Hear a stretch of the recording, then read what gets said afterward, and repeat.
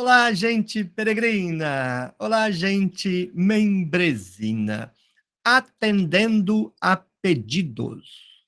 Vou atender a uma questão do Gustavo, que pergunta se o Deus do Antigo Testamento é o mesmo Deus do Novo Testamento. Vamos ler, porque a pergunta dele já esclarece que aqui e ali eu já tratei do tema, mas vamos ver como ele formula a questão.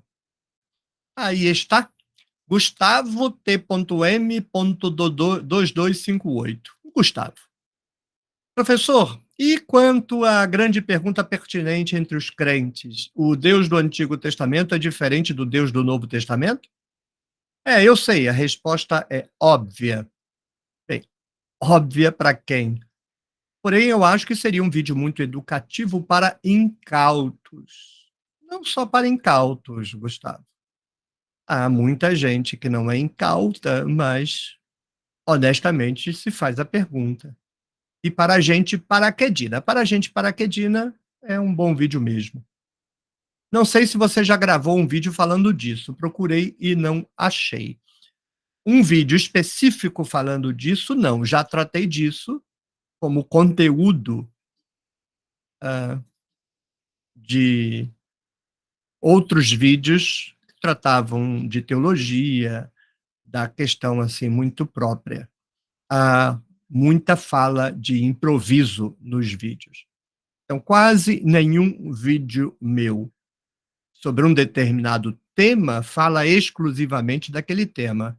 À medida que eu estou falando, eu não escrevo para falar, eu falo de improviso com base na questão determinada, pode vir uma vontade de abrir aqui uma clareira e tratar en passant do tema e depois eu volto, sempre volto para o tema principal. Então, com certeza já tratei em 1 ou 2 vídeos, 1 ou 2 lives, mas não tem um vídeo sobre isso. Então agora teremos. O Deus do Antigo Testamento é diferente do Deus do Novo Testamento? Se eu for obrigado a responder com um monossílabo, a resposta é sim. Totalmente diferente do Deus do Antigo Testamento. Mas a coisa não é tão simples assim. Porque se a pergunta fosse: o Deus do Antigo Testamento é diferente do Deus cristão? Aí a resposta era total, absoluta e irremediavelmente diferente. A distância entre o Deus do Antigo Testamento e o Deus cristão é intransponível. Mas a distância entre o Deus do Antigo Testamento e o Deus do Novo Testamento não é tão grande assim. A aparência de distância decorre de 2 fenômenos. A leitura ingênua, crédula, equivocada de que o Deus do Novo Testamento é o Deus cristão, já, e o conceito daí decorrente e equivocado de que, sendo então o Deus do Novo Testamento uma expressão inacabada, mas quase pronta, do Deus cristão, sendo o Deus cristão muito, mas muito diferente do Deus do Antigo Testamento, logo o Deus do Novo Testamento é incomensuravelmente diferente do Deus do Antigo Testamento. Mas isso não é verdade. Nós ainda nos apropriamos anacronicamente das narrativas do Novo Testamento e projetamos no Novo Testamento e no Deus do Novo Testamento teologias que não pertencem àquele universo cultural e religioso. São teologias desenvolvidas séculos, às vezes milênios depois, mas a inabilidade de leitura, a negligência com o trato da narrativa, interesses inconfessáveis de catequese e poder fazem com que a gente misture o sentido histórico do Novo Testamento e o conteúdo dos dogmas e das doutrinas, mitologias ambas do cristianismo como se fosse a mesma coisa. Mas a questão fundamental é os termos em que o Deus do Novo Testamento é apresentado. Peguemos, por exemplo, a oração do Pai Nosso. Pai nosso que estais nos céus.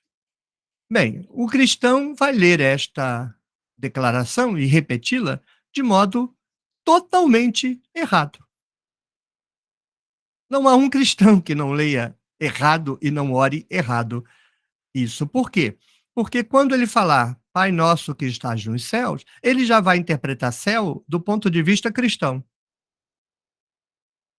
que em se tratando do ponto de vista cristão moderno, mistura o céu da compreensão científica com o céu da compreensão teológica, porque à medida que a ciência avança, a teologia ou se torna uma prática imbecil de enfrentamento imbecil da ciência, aí cria uma comunidade de imbecilizados, ou então vai se submetendo à descrição científica e tentando conciliar as suas doutrinas à descrição científica. Mas o Novo Testamento nunca prestou conta para a ciência, nem sabia o que que era isso, e as descrições são todas mitológicas. Céu, no Novo Testamento, é o que é céu para o judeu. Uma redoma, acima da qual estão as águas da criação, abaixo da qual estão as águas da criação, de modo que entre as águas superiores e as águas inferiores está a terra, que, no caso do Novo Testamento, corresponde aos limites do Império Romano. Isso está muito expresso na segunda carta de Pedro, capítulo 3, verso 5. Eles ignoram isto, e desde o princípio, pela palavra de Deus, foram criados o céu e a terra, que foi tirada da água e permanece no meio da água. Mas como que a terra permanece no meio da água se a gente não é peixe? Não tem água aqui? É porque os céus foram criados como uma cúpula dentro da água para que a terra fique embaixo dos céus sem todo mundo morrer afogado. É mitologia pura. Então, quando a oração diz Pai nosso que estás nos céus, é porque eles achavam, acreditavam, no que estavam todos errados, que Deus morava lá em cima da raquia, do Shamaim, do céu. Que lá em cima do céu tinha um palácio, um templo onde Papai do Céu morava. Essa ótica a gente encontra em passagens do Antigo Testamento. Por exemplo, no Salmo 53, no segundo verso, diz: Desde os céus Deus se debruça sobre os Bene-Adã. Por que ele tem que se debruçar?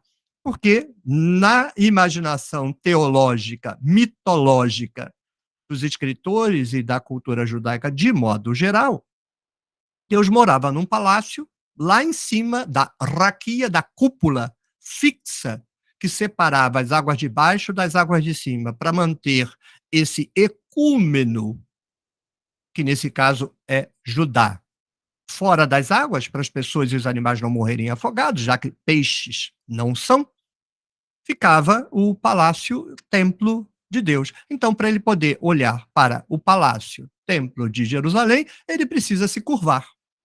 É a mesmíssima ideia. Nesse caso não mudou nada.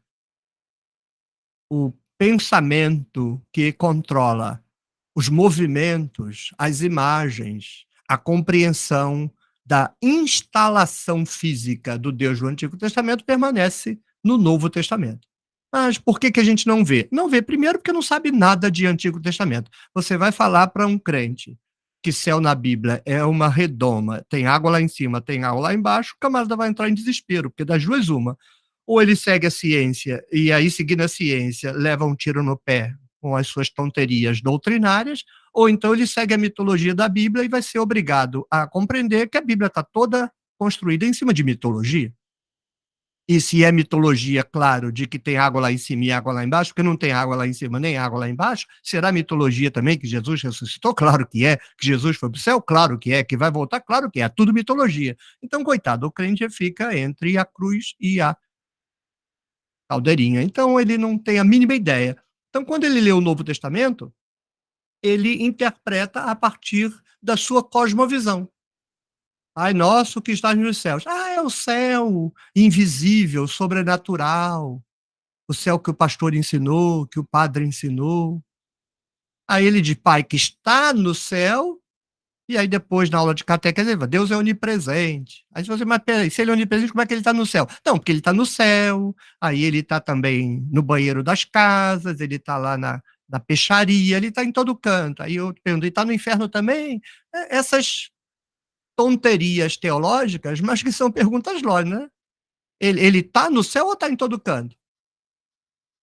Então, é um negócio muito delicado, que deriva de impropriedade no trato com o texto.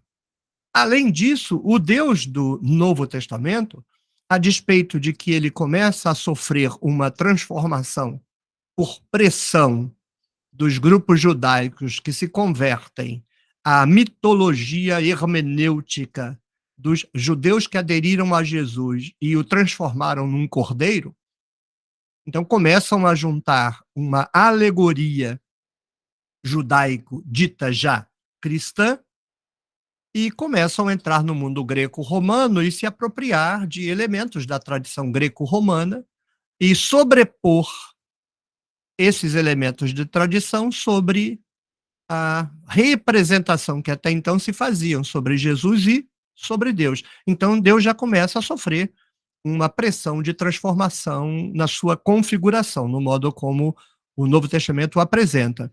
Mas ele ainda é o Deus do Antigo Testamento, sofrendo pressões cada vez maiores, até que a compreensão que se tinha no Antigo Testamento e ainda permanece em grande medida no Novo Testamento, vai ser totalmente destruída e sobre a qual será construída a visão cristã que está hoje, um Deus onipresente, onisciente, sem forma, essas coisas da teologia que em nenhuma página da Bíblia você encontra, não é doutrina bíblica, é doutrina da tradição da igreja. E como doutrina da tradição da igreja, a igreja tem todo o direito de ensinar. Eu só direi, aprende a ler, quando alguém pegar essas doutrinas da tradição e dizer e disser que estão no texto bíblico. Não está no texto bíblico, não. Agora, há uma distância de tempo muito grande entre o Antigo Testamento e o Novo Testamento. São séculos. Não é possível. Ninguém é capaz de fazer isso. Você manter uma compreensão sobre qualquer coisa que seja durante 500, 600, 700 anos sem que essa compreensão seja alterada. Primeiro, porque a pressão do passar do tempo exige atualização das imagens. Então, o grosso permanece, mas elementos sempre muito sutis num primeiro momento vão sendo incorporados à visão, por exemplo, de Yahvé do Antigo Testamento, mas com o tempo ela vai sendo transformada. E aí, talvez, a maior transformação pela qual o Deus do Antigo Testamento passou e o distingue do Deus do Novo Testamento, se deu com o encontro entre os judeus e os persas. No Antigo Testamento, e vou ficar nesse ponto, Deus não está subordinado a uma lei do bem e do mal. Isso não existe. Não tem nada acima de Yahvé. Ele é soberano. Por exemplo, há teólogos hoje que dizem assim, para tentar explicar o comportamento de Deus, como Deus, sendo bom, pode fazer determinadas coisas? É porque ele precisa cumprir a justiça. Bem, se ele precisa cumprir a justiça, ele não é Deus. O rei e Deus não precisam cumprir nada. O rei e Deus fazem o que lhe dão na telha. Então, o Deus do Antigo Testamento era verdadeiro Deus. Ele decidia o que ia fazer. E ninguém poderia julgar o que ele estava fazendo, porque não há juiz acima dele. Isso está expresso em Isaías 45, 7. Yahvé diz que ele faz shalom e ele faz ra, a desgraça. Desgraça é uma palavra tão pesada que a minha avó batia na nossa boca se a gente deixasse escapar a palavra desgraça dentro de casa. Pois na Bíblia está dito que quem faz a desgraça é Yahvé. Aí os persas vão fazer uma pressão e os judeus vão acabar admitindo que um Deus bom, se bom ele é, não pode produzir desgraça. Então, já no judaísmo pós-exílico, Deus vai começar a ser transformado num gentleman, um Gandhi que mora no céu. E no Novo Testamento isso está já resolvido. Deus, sendo bom, Deus é amor. Então, nesse sentido, houve uma radical transformação do Deus do Antigo Testamento. Lá ele era soberano, não estava submetido nem ao bem nem ao mal, ele faz e o que ele faz não pode ser avaliado, e no Novo Testamento, o mesmo Deus já virou uma coisinha boa. E o mal vai ser explicado então num estagiário que ele contratou, não soube contratar, e aí o estagiário agora fica prejudicando os funcionários da empresa por culpa de uma má contratação do CEO. Então, para ficar nesses dois pontos, o Deus do Antigo Testamento, em algum aspecto, ainda é o mesmo do o Deus do Novo Testamento, em algum aspecto ainda é o mesmo do Antigo, e em outros aspectos mudou. Agora, há claramente um desenvolvimento dentro da mesma linha. Não há uma mudança de modelo.